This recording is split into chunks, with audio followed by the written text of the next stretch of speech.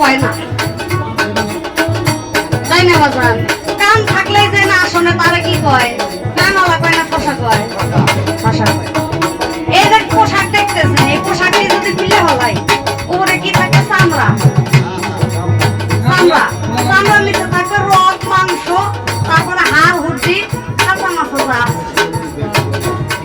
এই চামড়াটা হইতেছে একটা অংশ, উপরের পার্ট। তার উপরে কি করছি? কাপড়।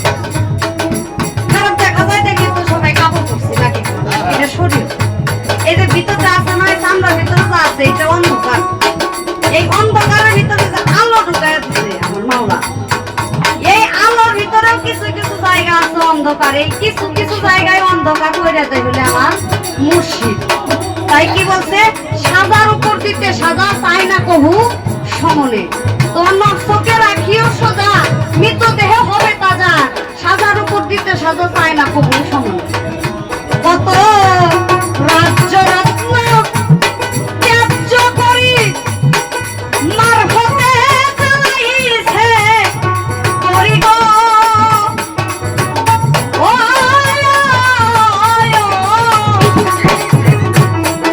কতজনের রাজ্য রত্ন ত্যায্য করে আমার সুলতান নাম, আমার জিন্দানি বাবা।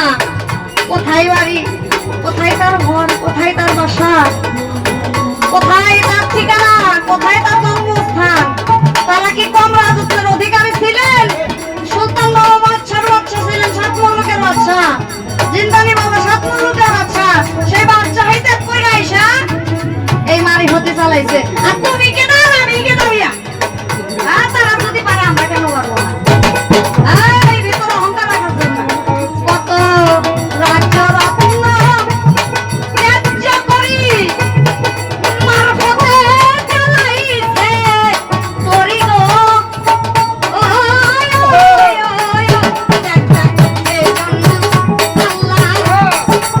ভিকারি সাধক আলিম কইছে নিজ জবানে।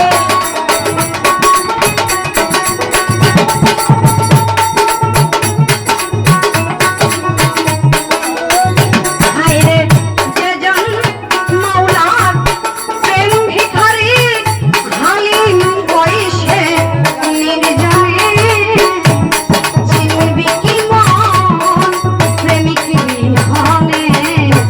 হায়রে চিনবি কি মন প্রেমিক বিহনে? এই যে কথা, ভাবের ঘরে ভাবের মানুষ বিরাজ করে কোথায়? অধিবাড়ি কুষ্টিয়া, অধিবাড়ি মাওলানা মনসুর যখন বায়াত নিতে যাবে, পানির উপর হাইটা জিটকা শরীফের দেওয়ান রশিদউদ্দিনের বাড়িতে রওনা হয়েছিলেন। যায়া দেওয়ান রশিদউদ্দিন খালি গায়ে ঘাড়ে গামছা নিয়ে বাঁশের বাঁশ চাইতেছে, বাঁশের নেওয়াল করতেছে, তুলতেছে। তখন দেওয়ান রশিদউদ্দিন রে যায় বলতেছে, এটা কার বাড়ি? এটা কি দেওয়ান রশিদউদ্দিনের বাড়ি? কয় হ। আপনি তারে চিনেন? বলে না, চিনি না। বলে এই মিয়া আমার সাথে ফাজলামি করেন? আপনি দেওয়ান রশিদউদ্দিনের বাড়ি এটা, আপনি দেওয়ান রশিদউদ্দিনের বাড়ি বলতেছেন, আর দেওয়ান রশিদের এই চেনেন না। দেওয়ান রশিদ বলতেছে, মনসুর পানির উপর চাইতে আসলে আল্লাহর ওলি হওয়া যায় না। আল্লাহর ওলি হইতে গেলেও কর্ম করতে হয়। ওই জন্যই আমার দাদাগুরু সাধক হালিম বলেছে, ভাবের ঘরে ভাবের মানুষ বিরাজ করে গোপনে, চিনবি কি মন প্রেমিক বিহনে?